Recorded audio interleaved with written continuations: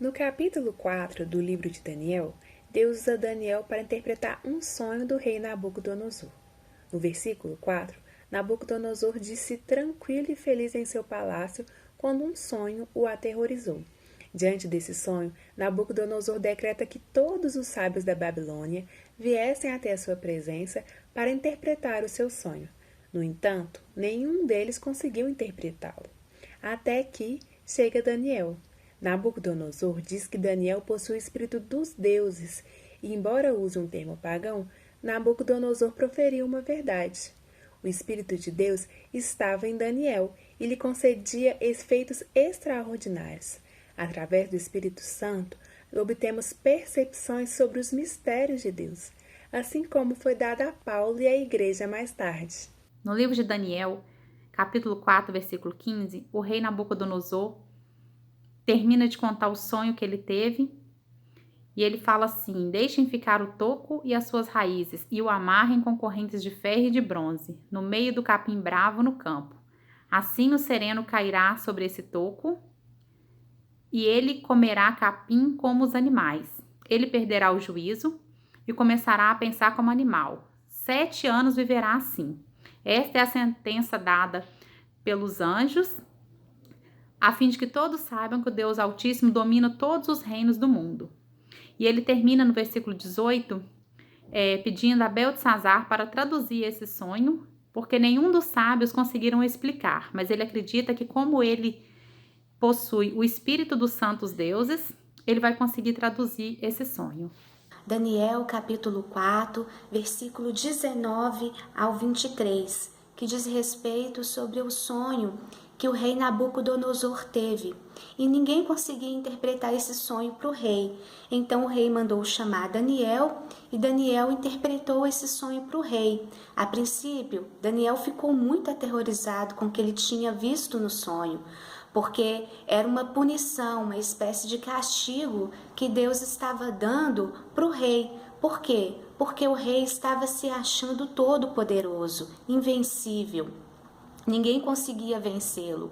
Então Deus quis mostrar para o rei, com esse castigo, que ele reconhecesse que existia somente um Deus e que não existia outro Deus além do Deus de Israel. Então, por isso que Deus puniu o rei Nabucodonosor com esse castigo, para mostrar que só existe um Deus, o Deus de Israel. Bom, pessoal, que Deus abençoe a todos. Um abraço. Daniel interpreta o sonho do rei Nabucodonosor em que ele vê um anjo ordenando a destruição de uma grande árvore, deixando apenas o seu toco e a raiz. Daniel afirma que essa grande árvore representava o próprio rei Nabucodonosor, que estava liderando um grande império no auge do seu poder. E ele afirma que os tocos que ele ficaram representa a volta do reinado dele apenas quando ele reconhecesse que toda autoridade e todo domínio vem do Senhor, nosso Deus. No final, Daniel ele convida o rei ao arrependimento, para que ele pratique a justiça e deixe os maus caminhos para trás, para que ele possa viver em paz. Eu vejo essa parte como um grande ato de misericórdia de Deus, em que ele nos convida a nos arrepender e a reconhecer que tudo procede dele. Hoje nós vamos aprender como o rei Nabucodonosor, um dos reis mais poderosos, foi tratado em sua essência, em seu caráter, especialmente em sua soberba. No capítulo 4 do livro de Daniel, o rei Nabucodonosor tem um segundo sonho, e pela segunda vez o rei não consegue interpretar. O rei fica apavorado com aquele sonho e manda chamar todos os sábios, os magos, e nenhum deles consegue interpretar. Então o rei se lembra de Daniel, e Daniel fica estarrecido, porque ele tem a revelação de que aquele sonho se trata do próprio rei. E humildemente Daniel entrega aquele sonho ao rei. Assim como Daniel, a gente precisa aprender que nós também, quando nós temos uma revelação, a gente precisa entregar às nossas autoridades. E com muita humildade, Daniel pediu ao rei que se arrependesse dos seus pecados, se arrependesse de suas iniquidades, mas o rei não deu ouvidos a Daniel. Então, passados exatos 12 meses daquele sonho, ele se cumpriu.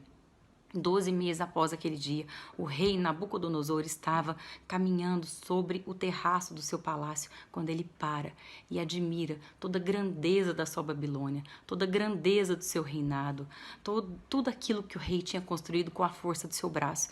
Então, ele demonstra tudo aquilo que estava em seu coração, o seu orgulho. O rei se achava o mais poderoso.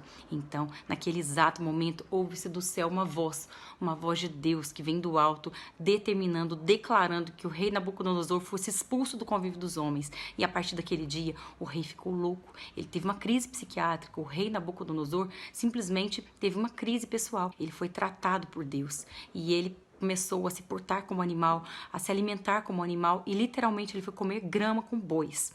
O rei Nabucodonosor perdeu então o seu reinado e Deus deixou ele durante 7 períodos de tempo sendo tratado.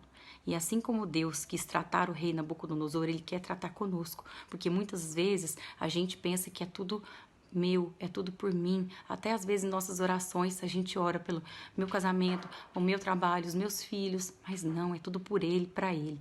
Então, depois desses 7 períodos de tempo, que a gente não sabe se foram 7 anos ou 7 estações, o rei finalmente recobra sua consciência e ele reconhece todo o poder, toda a honra e toda a glória ao Deus Todo-Poderoso. Até então, o rei Nabucodonosor era politeísta, mas a partir daquele dia, ele reconhece que o Deus de Daniel, o Deus dos Hebreus, o nosso Deus, é o único Deus. Amém? E esses versículos, eles falam de quando Nabucodonosor glorifica a Deus, né? Esse versículo se passa logo após o cumprimento do sonho que ele teve, né? Ele teve um sonho e os magos, os feiticeiros não conseguiam interpretar o sonho, ele chamou Daniel, e Daniel conseguiu interpretar esse sonho. E após a interpretação desse sonho, ele viu o cumprimento desse sonho, né? Durante as 7 estações dos animais. E logo após ele reconhece a sua falha, ele reconhece a sua soberba, ele cai em si. E quando ele cai em si, ele glorifica a Deus, né? Ele volta ao seu trono, ele volta a reinar, mas dessa vez reconhecendo a soberania de Deus, reconhecendo que Deus é santo e ele merece ser exaltado.